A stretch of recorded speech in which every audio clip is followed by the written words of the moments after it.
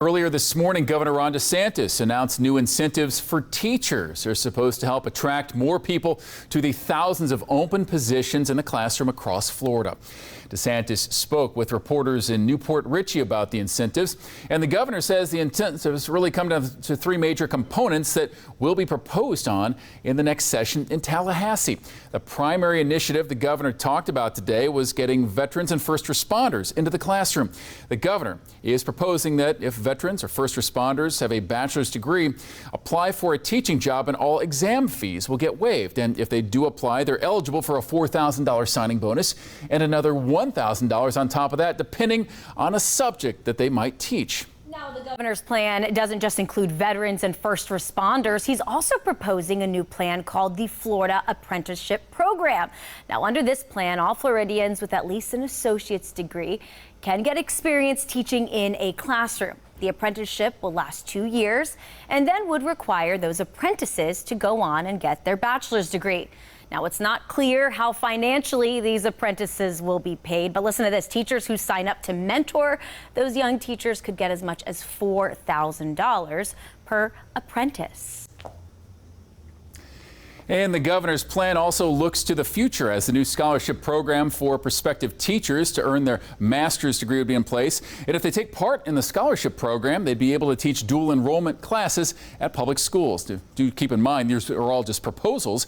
These plans still must be voted on and approved during the 2023 legislative session. And not everybody thinks that these plans will be effective. In fact, some people say the governor's plan actually lowers the bar for Florida teachers. Also, Florida's current ag commissioner and Democratic gubernatorial contender Nikki is weighing in on this tonight, issuing a statement claiming that the governor has turned classrooms into battlegrounds, saying in that statement, quote, "Let me be clear, we should not be lowering the bar for teachers in Florida, instead of paying teachers what they're worth and agreeing to stop politicizing their jobs." She went on to say DeSantis is, quote, "trying to let Floridians with no experience and minimal teaching training teach our kids."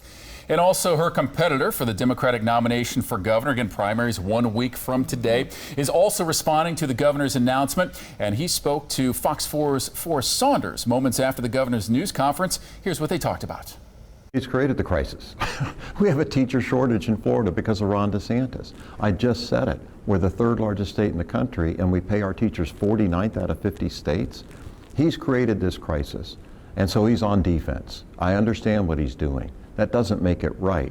Now, if these people are qualified, if they're certified, that's fine. But if he's going to haphazardly try to bring people in that aren't qualified to teach our kids, he's doing a disservice to our children.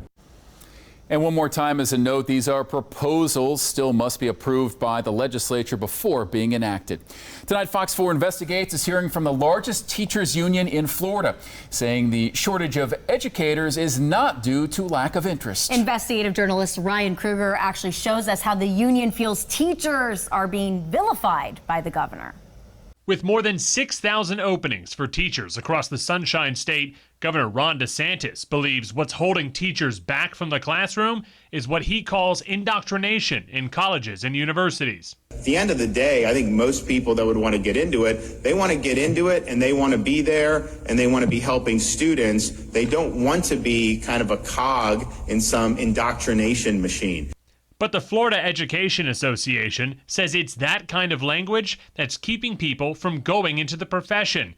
They point to the new series of controversial new laws signed by the governor that ban certain history lessons, limit classroom discussions on LGBTQ issues, and even remove some books from school libraries. For the governor to continue to make these accusations against teachers at a time when we can't even get teachers to stay in the profession is very problematic, and I think goes to show that he is driven strictly by politics and not by good policy. Andrew Spar, president of the teachers union, calls the governor's proposal too little too late. He doesn't believe the move will make a dent in the teacher shortage.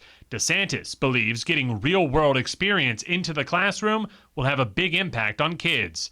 Ryan Kruger, Fox 4 Investigates.